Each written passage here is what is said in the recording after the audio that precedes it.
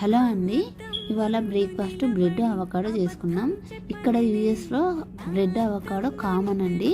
చాలా easy process, health కూడా మంచిది అన్నట్టు అవకాడో ఎక్కువ తింటాము.